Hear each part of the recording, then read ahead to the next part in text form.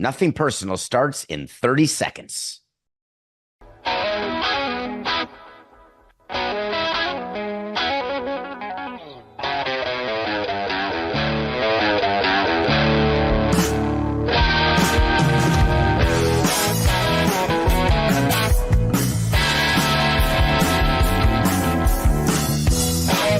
It's just business. This is Nothing Personal. Here you go. Here you go.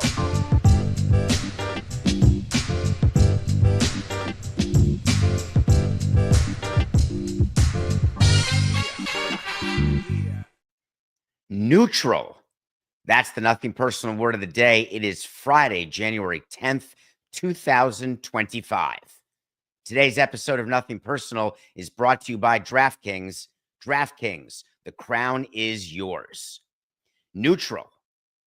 Word of the day, NFL. We thought they could wait till Saturday to decide what to do with the Monday night final Super Wild Card playoff game in LA between the Vikings and the Rams.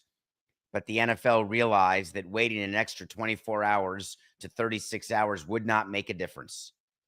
They first indicated that they had optionality in case they had to move the game, and no more than a day after that, they officially announced yesterday that in an unprecedented move, they've moved games before to neutral sites, but for a playoff game, this will be the first time that there will be a neutral site non-Super Bowl.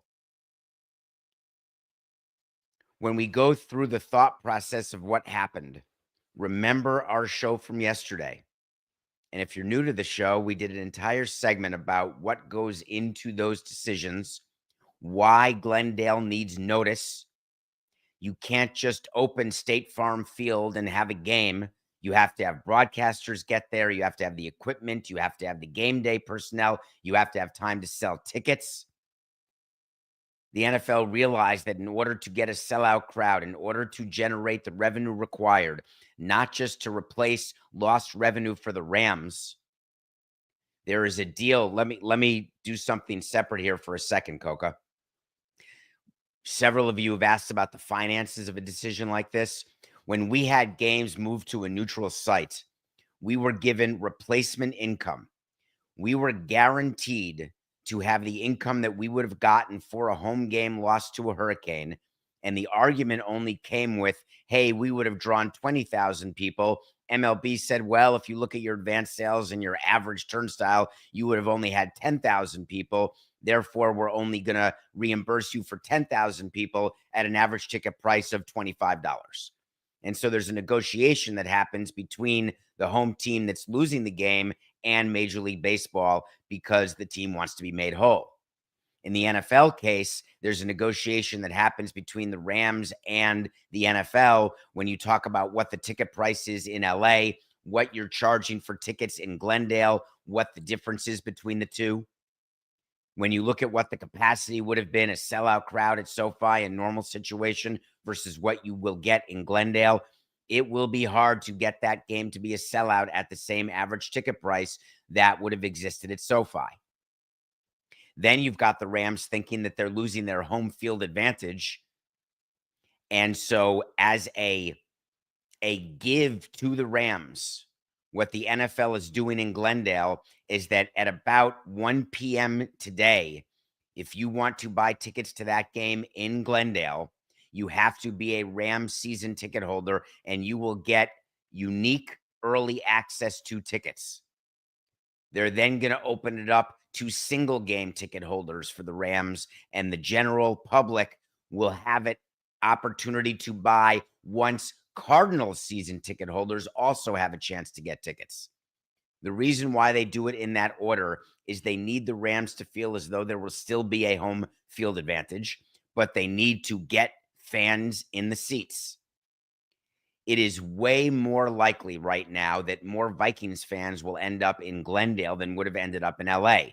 If you're traveling to see your team and you know that you're traveling to a city where there is chaos and death and destruction and tragedy, you're less likely to go than just getting on a plane to a city where there is nothing going on and it seems perfectly safe and fine. So the odds are this will be an advantage to the Vikings that the game was moved, more so than just the fact that the Rams are now in a hotel. But truthfully, NFL teams, even at home, go into a hotel the night before a game. Isn't that a weird fact? You don't do that in baseball, but you do that in football. Many teams do. But now the Rams are on the road. The Rams will be in a hotel. The Rams will be in the Cardinals clubhouse, and you will have the Vikings in the visiting clubhouse in Glendale. They will have the in-game entertainment as though it's a Rams game. It will be very Rams-centric. The field, the end zone, it won't have the cards. They will do the Rams printed in the end zones to make it feel as though it is a Rams game. But it is a neutral site game.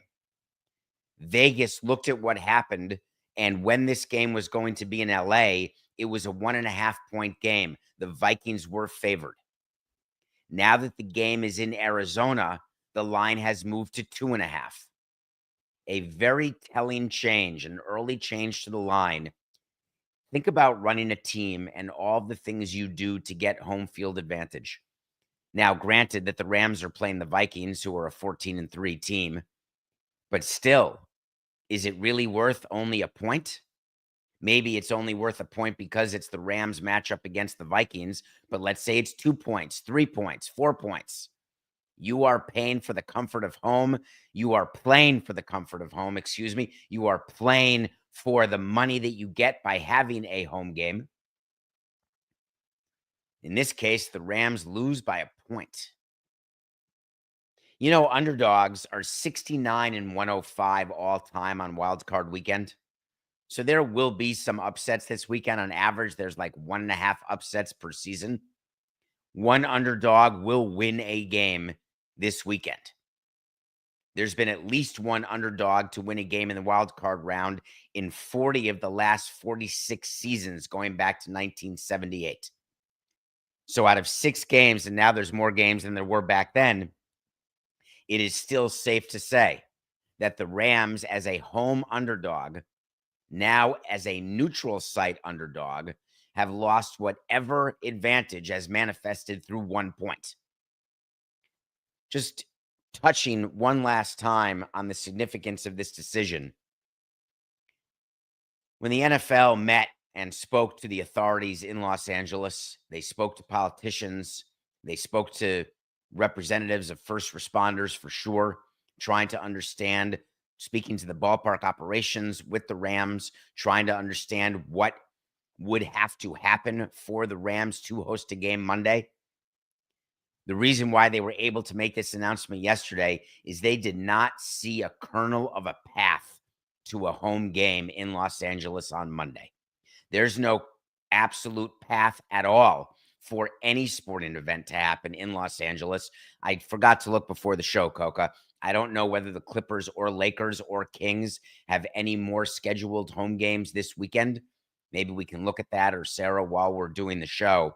But rest assured that any games scheduled for this weekend in the Los Angeles area are still going to be postponed. The city is still, there are fires that are not contained. They're not in a position to allocate resources for sporting events, and I don't see that changing for several days to come at best. I think Coca's Lakers and Clippers have a Saturday game. Who's the home team? Is it in the Intuit Dome? Oh, they're both playing Saturday. Well, we can do a wait to see here on a Friday. We can make it an official wait to see, Coca. The 2 games, the Clippers and Lakers home games, will be postponed. There is very little likelihood that, and nor should there be, a home game played in Los Angeles as early as tomorrow. I am surprised the NBA has not announced this sooner. I would expect an announcement to come today that the Clippers and Lakers home games will both be postponed that are scheduled for Saturday. Let's talk about the Las Vegas Raiders. I know there's great interest in Tom Brady and the Raiders. Many of you have heard, and we've talked about it on this show, on Le Batard's show, where my head is as it relates to Tom Brady. And lest any of you believe that Tom Brady is not full-time and not fully focused on the Raiders, yesterday we had more news out of Vegas that just shows that there is such clumsiness surrounding Tom Brady's move to the front office and the acknowledgement that he is running that team. Because why would he want to be associated? And why would he allow to be associated with something as clumsy as the announcement that the Raiders made yesterday? The Las Vegas Raiders have relieved Tom Telesco of his duties as general manager. We appreciate his efforts in helping build the foundation for the future. We wish Tom and his family all the best. I'll say it one more time. I'll say it a million times because every time someone's fired, we're going to see the same thing. Stop with the families. You don't wish Tom's family the best. You wanted to get rid of them because you wanted the power over who the next GM and coach is going to be, and you wanted the clean slate. Why not say it? Dear fans, I am now in charge, working directly with Mark Davis.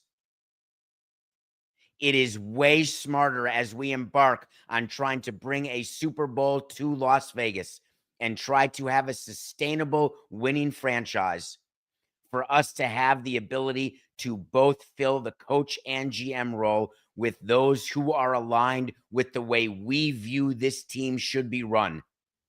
We look forward to further announcements at the appropriate time. Love, Tom.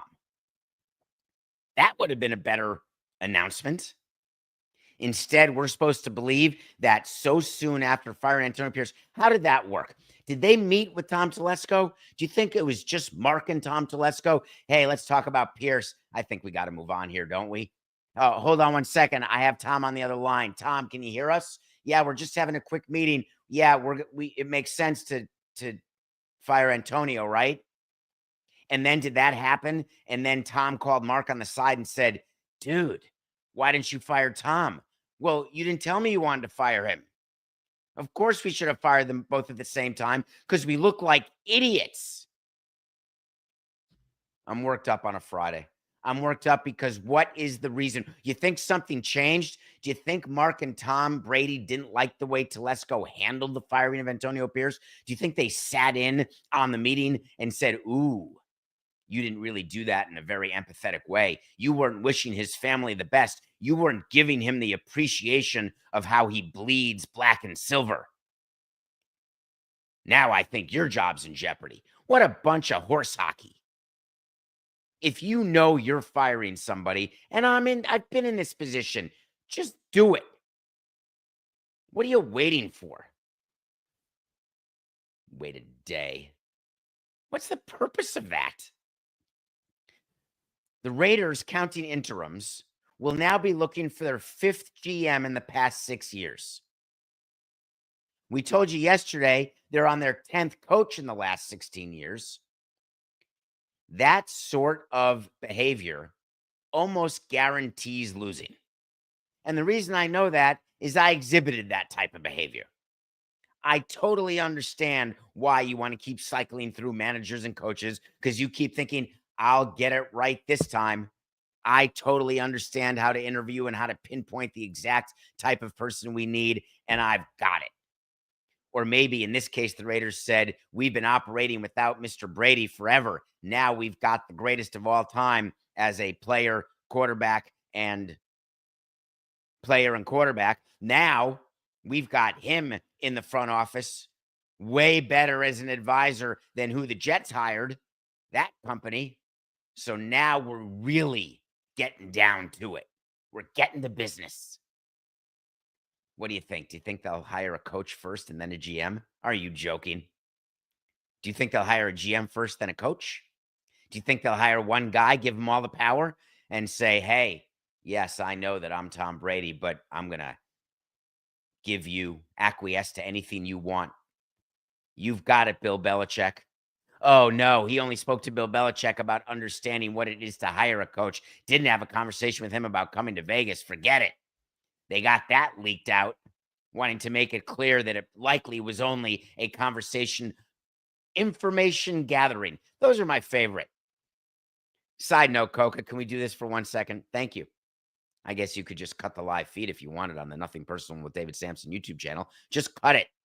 Or You can let me talk to you about what it is to information gather when you're talking to potential candidates. We would always say that publicly because we didn't want you to be on the scent. We didn't want you to understand what we were doing, what we were thinking, because it's such a competitive atmosphere to hire coaches that we just wanted you to think, oh, we're just trying to learn. What do you look for in a coach? What are the attributes that you want to see? What should we be doing during an interview? What kind of questions should we be asking? I'm just curious. Just gathering some info. You don't need to gather info. Maybe you should hire a consultant to ask you how best to do interviews, how best to figure out. Remember the Chicago Cubs and Theo back in the day doing 9-hour interviews with Joe Girardi and other managerial candidates? What a joke that was. I wonder if there's a class that we could all take as presidents of teams. I never heard of the class. I never went to it.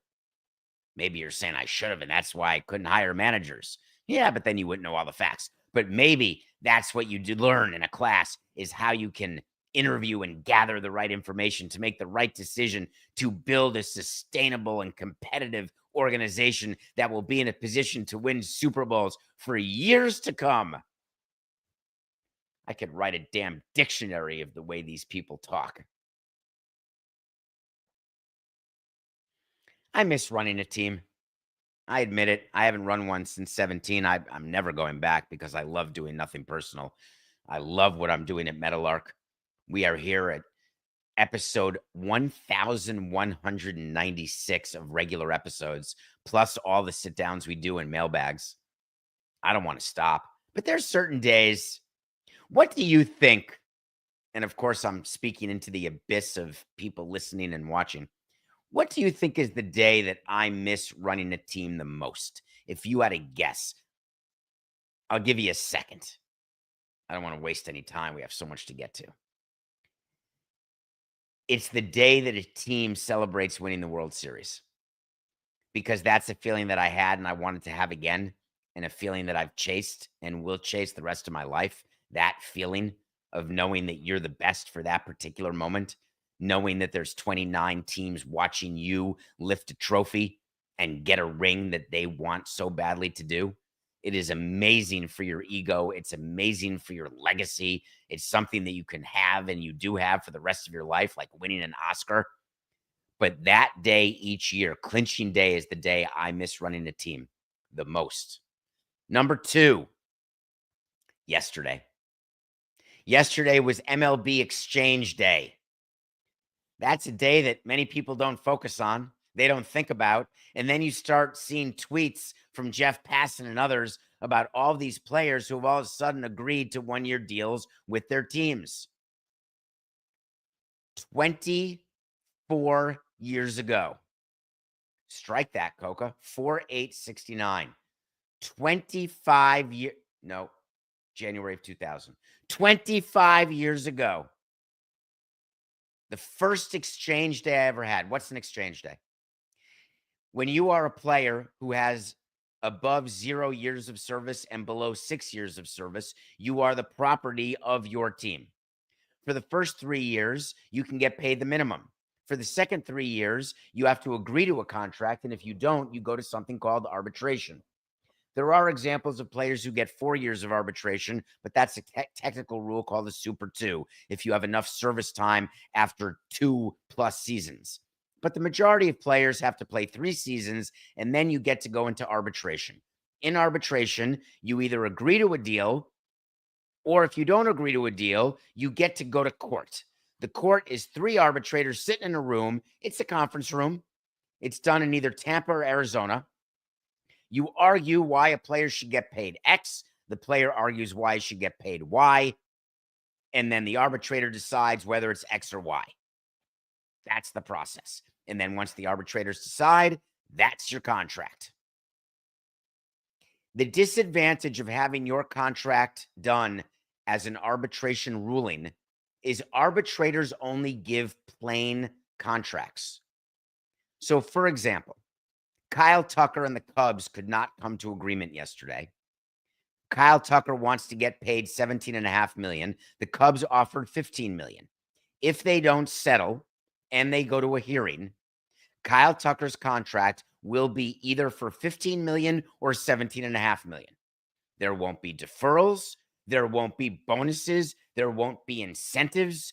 You won't get 100 grand for being an all-star. You won't get 500 grand for being the World Series MVP. You won't get 100 grand for 500 plate appearances. It's a plain contract. When you negotiate a contract with an arbitration eligible player, you can put in a ton of bonus provisions. We'll give you 25 grand for being a silver slugger. We'll give you 75 grand for starting 8 games. We'll give you 100 grand if you finish 12 games. We'll give you 200 grand if you have 600 plate appearances. There's all sorts of incentives that you can put into a contract. We'll give you $2 million on signing because you want to buy a house.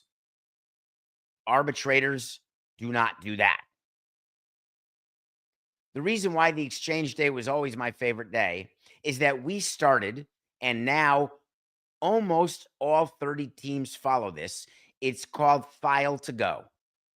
File to go means that once you exchange numbers with the player, there's no more negotiating and you're going to the room. Players and agents don't like going to the room because it's a lot of extra work by agents. Many teams don't like going to the room, and so they view that they have no leverage because agents know that teams don't like going to the room.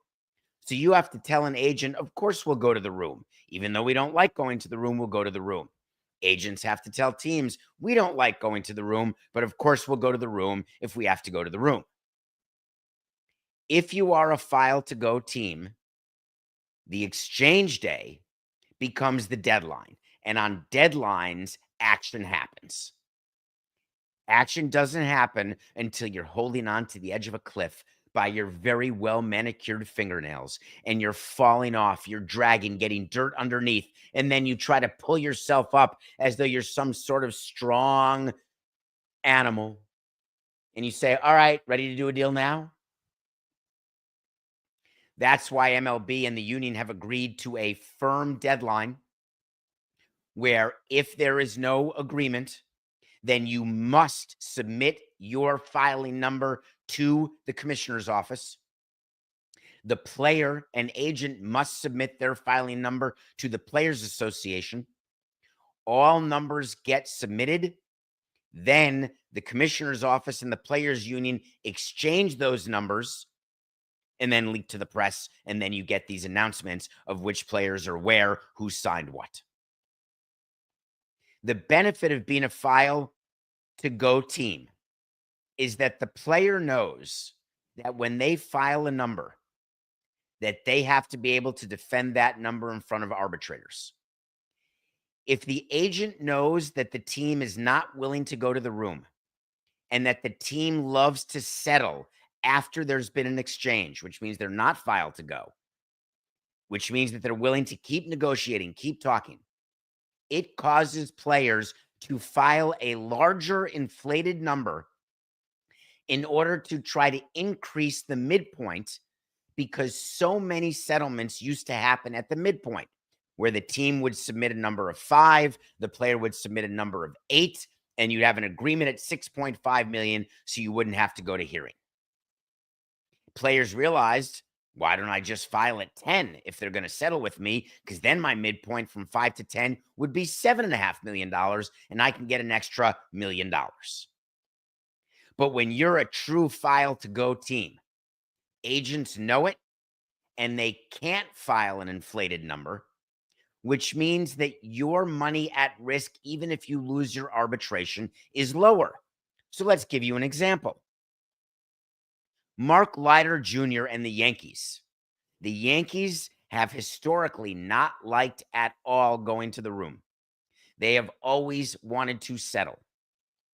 Mark Leiter filed at $2.5 million. The Yankees filed at $2.05, only a $450,000 exposure. Alex Vesia with the Dodgers, a file to go team. They don't like going. They settled all their arbitration cases, but this one, Vesia filed at 2.35. The Dodgers filed at 2.05. When you've got a difference that is that small, it takes a lot of the pressure off the team in case they lose a possession arrow case. A possession arrow case is a case that you should win, but you lose because the arbitrators can't keep letting one side win. What do I mean? Arbitrators are hired by the league and the union. If either the league or the union is unhappy with a particular arbitrator, they can object to that arbitrator being an arbitrator the following season, and there's nothing the league or the union can do about the other side's objection. So if there's an arbitrator that always rules for the teams, then the union will just say, I don't want him next year, and he'll be gone. Arbitrators know that. So arbitrators try very hard to be very fair and have the union and the commissioner's office win cases.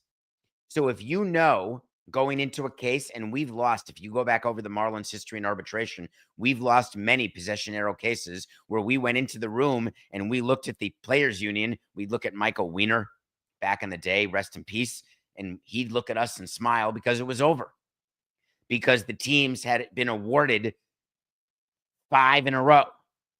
We've also won some cases for possession arrow where we'd walk in and look right at the union and they'd look and know that they were going to lose. There are some teams that have not fully committed to the file to go strategy, and that can be manifested with a larger spread. Michael King of the Padres filed at $8.8 million, while the Padres filed at $7.3. That is $1.5 million spread. Pretty significant for a salary that low. It's more common when it's a higher salary like the Cubs and Tucker, the difference of 15 and 17.5. When you have a difference of $1.5 million at a number of 7.3 to 8.8, it's possible the Padres will be heading to an arbitration room for the first time since 2014. I don't think it's going to happen that way. I believe there'll be a settlement with Michael King because what the players' view is, correctly so, they've got such a mess going on with ownership right now. The lawsuit, figuring out the change of control, what we talked about earlier in the show, earlier in the week. The union is taking advantage of that fact, assuming that the Padres will not want to allocate the resources required or the time to take their player to hearing. There were a bunch of settlements that are of note. The Padres were able to settle with Luis Arias. They got him 1 year and $14 million. He's going to be a free agent next year. That is a heavy, heavy amount to pay to your leadoff hitter who hits for average but not power, who is defensively average at best. He is in his final year of arbitration. I'm not being an Arias hater. He is a valuable part of a team, but you better have a significant payroll to have him at $14 million. But the settlement that's getting the most attention was the Vladimir Guerrero settlement. All of the times I've gone on the Blair and Barker show, I miss you guys, by the way. We've talked so often up in Canada about Vladimir Guerrero, whether or not the Blue Jays should give him a long-term contract. And for years, for 5 years, I have said, no, you do not want to pay Vladimir Guerrero Jr. because he will not give you any sort of discount. He and his family do not need the money. You will not be able to take advantage of him. So therefore, you're going to have to pay him as though he is the best player in baseball, and he has had spotty performance. The Blue Jays were able to settle with him yesterday, and they are paying him $28.5 million. When you are in your final year of arbitration eligibility, you are able to choose any player in baseball as your comp. When you are a first or second time arbitration eligible player, you can only choose first and second time arbitration eligible players and what money they got as your comps, as your comparables. But in your final year of arbitration, under the collective bargaining agreement, you're allowed to use free agent numbers. You're allowed to use any numbers you want of any player. Vladimir Guerrero in the open market at $28.5 million is a reasonable settlement for the Blue Jays and for Vladimir. That settlement does not mean that the Blue Jays are more or less apt to sign him to a long-term deal. It actually is not correlated in any way to what their plan is. What it only shows you is that when you can't come to an agreement on a long-term deal with a pending free agent, you say, let's table the talks of extension and of free agent deals, and let's start focusing on a one-year deal. You do that with about 7 days to go before the exchange date. That's when you switch your philosophy and you say, all right, let's not talk about the 7 years, 300 or the 10 years, 500. Let's just think about this one-year deal. And then you start negotiating and talking about Juan Soto was at 31. Shohei Ohtani was at 30. Guerrero slots in under those two players. So somewhere around 27 to 29 is where it should end up. And then you get a settlement of 28.5. It makes absolutely perfect sense why the Blue Jays and Guerrero both would have done this. And I can tell you that if the Blue Jays are smart, they will tell Vladimir from the first day of spring training that they are cutting off any negotiations for a long-term deal. Don't do a Hal Steinbrenner, hey, we'd be happy to talk during the season to Juan Soto. That doesn't work. You want Vladimir focused on having a healthy, unbelievable season. Let him try to get Ohtani and Soto money. Let him try to beat Judge, beat all of the position players. Let him sky right past any first base or designated hitter contracts. Because what it means is that he will have had a healthy, productive platform year, and that gives the Blue Jays the best chance to succeed as a team in that very tough AL East division. That's what I would look for. All right, we come back. We got some football to discuss. We're going to review also Gladiator 2. And then we had an agent talk about Tyreek Hill in a way that will shock you. And we're going to talk about that right after the break.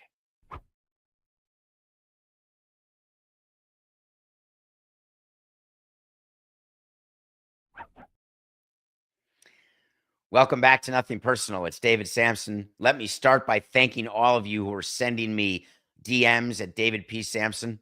I've not been able to respond to as many as I used to. I'm sorry.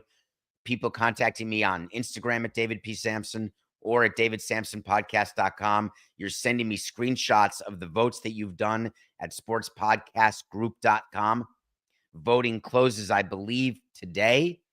I'm not actually positive, which is disappointing, but pretend it closes today. So if you haven't voted for Nothing Personal as your best baseball podcast or Sporting Class as the best business podcast, please go to sportspodcastgroup.com.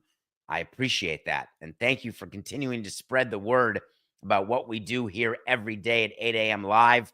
Nothing Personal with David Samson, YouTube. And of course, thank you to DraftKings Network. We are on there leading into Le Batard at 10 a.m. Eastern every single day. I love having 24 hours in a day. I love having the ability to watch movies every day, which I do. Quick side note, Coca. I had a conversation yesterday with our old friend of the show, Nick Turturro. We did a sit down with him over the break. He is the huge Yankee fan. You've seen his viral videos.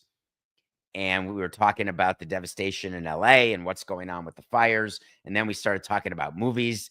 And I told him that my number one movie stars his brother, John Turturro. And it's the 1991 or 92 movie called Fearless with Jeff Bridges, Isabella Rossellini, who may get nominated for supporting actress for performance in Conclave, and John Turturro and Tom Hulse, etc. And he can't believe it. When I said that John Turturro was in your brother in my number one movie, he said, Barton Fink?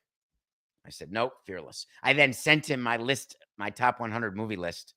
He didn't really agree with my top 100 list. He said maybe 10 of those movies would be in my top 100. I said, then make your own top 100. This one's mine. This weekend, Coke, I plan on taking every movie that I've seen this year and going through my top 100 list and seeing what movies go where, what I'm going to place in. We'll hopefully have that ready to be released on davidsamsonpodcast.com on Monday. Let's review Gladiator 2. Was anyone more excited? If you've got a tattoo of Russell Crowe on your body, then you know you're a Gladiator fan. If you were super excited for Gladiator 2 because you thought that Ridley Scott would get together with Paul Mescal, Denzel Washington, and do something fantastic, you were nothing but disappointed. Gladiator 2 was a shell of Gladiator 1. It was a story that had very little interest to me. It was a movie that was well done. Don't get me wrong. But when you're comparing it to one of the best movies of all time, you really have nowhere to go but down. And that's frankly what happened. Gladiator 2, while it's maybe nominated, while Denzel Washington could be nominated, at the end of the day, it is a disappointment. Let's go to some breaking news that's happening right now. Coca is in my ear telling me, let me make sure I get this straight, because I think I just lost a wait to see. Did we not just have, oh, we never went to it. So let me just do one thing very quickly, Coca. Sorry. We do a rundown that has topics, and we don't get to all the topics in 50 minutes. I wanted to talk about Disney and their agreement with Fubo for Fubo to drop the lawsuit against the parties that were doing this new sports company and sports tier called Venu. Remember the combination of Disney and Fox and Warner Brothers Discovery? They were putting all of their networks together, and they were doing this platform called Venu, Venu. And then Fubo sued them and got an injunction, but then Fubo settled with Disney. Well, now we're hearing that Venu, shockingly, is being discontinued. Venu was that proposed service that we talked about. There's been a collective decision by the three companies not to move forward with this joint venture. And they released a statement. After careful consideration, we have collectively agreed to discontinue the Venu Sports joint venture and not launch the streaming service. In an ever-changing marketplace, we determined that it was best to meet the evolving demands of sports fans by focusing on existing products and distribution channels. What a bunch of horse hockey that statement is. Disney's about to release, and they've put so much money and force behind their new channel, their new digital network. Warner Brothers had nothing to bring to the table after they lost the NBA, which they knew they were going to lose. They needed to lose, and they've tried to fill it up with other various sports that aren't nearly as compelling. Come on. Are we really going to pretend that this was going to happen to start with? When we told you on the Sporting Class that we couldn't think of one reason in the world why this joint venture made any sense. Lo and behold, on January 10th, 2025, it disappeared. Let's talk about Tyreek Hill, please. Drew Rosenhaus is a very well-known agent. I would say he's Scott Boras light. He is famous. He loves being an agent. He represents a bunch of really good players, and every once in a while, those players get paid. Drew Rosenhaus has been front and center of a lot of issues with Tyreek Hill, because Tyreek Hill has been front and center with a lot of issues, both on and off the field. Tyreek Hill, after the season, in a segment that we did right after week 18, he told the media that he may be done with the Dolphins. Remember when he said that he needed to be in a place where he was being used better, and he doesn't know if that's the Dolphins? And then we told you that he's under contract. We're not exactly sure what he's talking about. Well, Tyreek Hill and his agent have started Operation Cleanup. Drew Rosenhaus went on the Pat McAfee show, and he dismissed Tyreek Hill's postseason comments as the emotional words of a frustrated competitor. We told you those were emotional words. Why do you think that Drew Rosenhaus needed to clean this up? Do you think because Tyreek Hill's under contract and you don't want to give the Dolphins any reason to terminate the contract, that you want to make it very clear that he is absolutely following the letter of the law as is in his contract? That there's no way that he can't be a free agent because he's under contract with the Dolphins? So all of the comments of Tyreek Hill saying that he may not want to be a Dolphin are just absolutely unfound, ridiculous, and causing distractions, and he can't win. So Drew Rosenhaus goes on the McAfee show and says, what you see with Tyreek, it's very genuine. He wants to win. It's not good enough for him not to make the playoffs. Well, thank you. It's not good enough for anybody. He said, and this is a quote from the McAfee show, this was their workshop. Do you think Drew Rosenhaus got together with his other agent friends and got together with Tyreek and said, here's what I'm going to do? Here's the quote I'm going to give on the McAfee show. I think at the end of the day, he's committed to this Dolphins football team.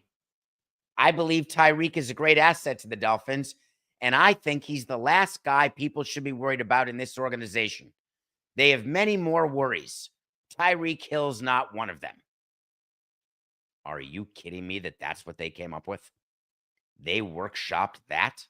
You think Stephen Ross, Chris Greer, and Mike McDaniel are listening to that sound bite and saying, wow, we've got a committed player here. This is really outstanding. We feel so good about going into next year as is. Or maybe this was purposeful. So the Dolphins listen to the soundbite and say, hey, I think we better trade him. We better find a different destination because he's not going to be too happy. So this was all Drew Rosenhaus's plan, working perfectly until Drew Rosenhaus in the same show. This is hard to believe. It's laughable. He said he really can't even confirm that Tyreek wants to be in Miami because he hasn't yet spoken to his client about the topic. He said, let me just say this, quote, I've got to have that conversation with Tyreek. I'm not going to speak for him. That's the job of an agent. I'm not going to say he does, he doesn't. That's a discussion I'm going to have with him that I haven't had yet. It's sort of like when an agent gets up and his player's a free agent and says, yeah, we haven't really yet spoken about which destinations the player would like. Oh, we haven't yet gotten to that. Players and agents speak almost every day. You think Tyreek Hill and Drew Rosenhaus haven't spoken about what Tyreek wants? You think the second that Tyreek went public with that diatribe after the season that Drew Rosenhaus didn't speak to Tyreek Hill and said, hey, what's going on here, Tyreek? We got to talk about this. What's our plan? What do you want me to do? What do you want to do? You think that Drew Rosenhaus went on Pat McAfee and said these quotes and Tyreek was watching and listening? Wow, I had no idea he was going to say that. If it's true that Tyreek and Drew Rosenhaus, as Drew Rosenhaus is saying, haven't discussed it, then Tyreek, a word to the wise, my friend, fire him because he's not properly representing you. If he's got so much other stuff to do that he hasn't had the time to talk to you, supposedly a decently sized client where there may be 5% of 28 million coming his way, you may want to have a second thought about whether he's really representing you. And Drew, a little word to the wise here. When you're on the McAfee show, which is a huge platform, we all know that. Why would you want it to be known to other players or to other front offices or to fans that there's an amount of time that's passed where you haven't had a chance to speak to your client about the only matter that actually matters as it relates to your client? There's 24 hours in a day. When you have 24 hours in a day, you really got to be efficient with your time. Can we talk about what's happening tomorrow for the Chiefs defensive coordinator, Steve Spagnuolo? He's interviewing, wait for it, in one day, for the Jacksonville Jaguars, the Las Vegas Raiders, and the New York Jets. All in one day. 3 interviews. And by the way, the Chiefs have a game next week as they're trying to go back to back to back. I was always very against any of our base coaches or any of our coaches interviewing for managerial jobs in the postseason. I was only able to exercise that discomfort once in 2003, sadly enough. But there's got to be full focus by Steve. And by putting all the interviews in one day, can we just mention how that goes if you're Steve? How you get yourself psyched up to say the same thing to 3 different teams? Let's say that each interview is only 2 hours and that you're not doing the eyewash of a 7-hour interview with a site visit. Steve is going to have to do all of them virtually. You can't be in 3 places at once. My Aunt Fritzy had it right. With one tuchus, you can't be at 2 dances. So in order to interview with 3 teams, you're going to do it remotely. So are you telling me that Tom Brady's going to get on a Zoom? Is he doing that tomorrow as he prepares to call a wild card game? Or maybe he won't be on the first Zoom and it'll just be Tom Tele. No, sorry. It'll just be, no. Maybe it'll be Oscar Goodman. During the course of that one particular day, Steve is going to have to try to convince 3 teams, each who's worse than the last, that he's the answer to their prayers. If I'm Steve, I say to them, I'll talk to you after I win my back-to-back-to-back. You want to fill your position before then? Wait till I've got 3 straight rings. You're going to want me. You're going to need me. You're going to pay me. Don't worry about waiting the extra month, because a month from today is the day after the Super Bowl. Can't imagine why he would do 3 in a day. It's exhausting. What can you do 3 times in a day at the age of 56? Nothing. Personal pick of the day. Not happy. Not happy to start 0-1. We had Penn State plus 1.5. It was going great. Notre Dame ended up winning by a field goal. Late field goal. They had a 10-0 lead. They ended up losing 27-24. Congratulations to Notre Dame. They're going to the championship game. Cha-ching! They get to keep all the money. Remember, we told you yesterday, no sharing with conferences. Penn State, see you later. Someone asked the coach of Notre Dame after the game, how super psyched you'd be the first black coach in the championship? Thank God he had the right answer, which is give me a break. How about talking about the opportunity that these students have to win a national championship? How about talking about how exciting it is for Notre Dame and all of its students? I love that. Let's go, Notre Dame. I wish you hadn't won yesterday because I wanted to win the pick of the day. All right, I got 3 picks for you. It's the first weekend of the year we're doing picks. Let's start with tonight's second semifinal. You got Ohio State giving 6 to Texas, minus 110. We're going with the favorite in that game. I want to spend a few minutes, though, talking about the NFL playoff games and some of the stats that we had given you about home teams, about favorites, about underdogs. We've got Harbaugh and the Chargers giving a field goal to Stroud and the Texans. I've got the Chargers as my number 1 pick of the weekend, giving 3 to the Texans. There was something about the Texans this year that I found them to be in a regressive state. There's something about the Chargers that I have them to be in the up and coming, we can win, we believe the Kool-Aid, we love the sort of uniqueness of Harbaugh. They're sort of where the Dolphins were with McDaniel, even though Harbaugh has a way better resume than McDaniel. But right in the beginning, when everyone thought that McDaniel was this crazy genius, you've got the Chargers right now believing in anything Harbaugh does. Talk about wanting to run through a brick wall for your coach. These Charger players talk all the time about their coach and how the atmosphere's changed and how the play calling is smarter, how the defensive sets make more sense, how everything about it is better. I'm looking for the Chargers to parlay that into a playoff victory, and that's the Saturday pick, Chargers minus 3 over the Texans. Big game on Sunday. A lot of secrecy. Nobody can get video of Jordan Love, whether he's hurt, whether he's got feeling in his passing hand. We don't know whether he's going to play. We only know the Eagles are favored by 4.5 points, and we know that Jalen Hurts is out of concussion protocol, back practicing, but you really have 2 quarterbacks who are sort of, I'm not quite sure what's going to happen. You got an Eagles team that was super excited to give the game ball to Jeffrey Lurie, the owner of the Eagles, who got his 300th regular season victory. You got the Eagles who are trying to be a team with a running back who had an unbelievable year in Saquon Barkley. And you've got a Packers team in a post-Rodgers world where Jordan Love, it turns out, was the exact answer and is a better quarterback than Rodgers and, frankly, is a better quarterback than Jalen Hurts when healthy. That line seems way too thick. Packers plus 4.5 versus the Eagles on Sunday. Those are the 3 picks of the day as we try to get off the schneid in 2025. As we finish up this week, I want to again tell you that whatever you can do to help with the Red Cross or anybody, because you may read about all the wealthy people losing their homes. There are people who have lost their businesses and their homes in the fires in LA, and they need help. Rebuilding from that it takes months, years. And I want to say that I am sending not just thoughts and prayers to LA, I am sending the true hope that these fires will be contained and that there is the strength in the first responders to ignore all of the politicking that's going on and find a way to continue to save life and property.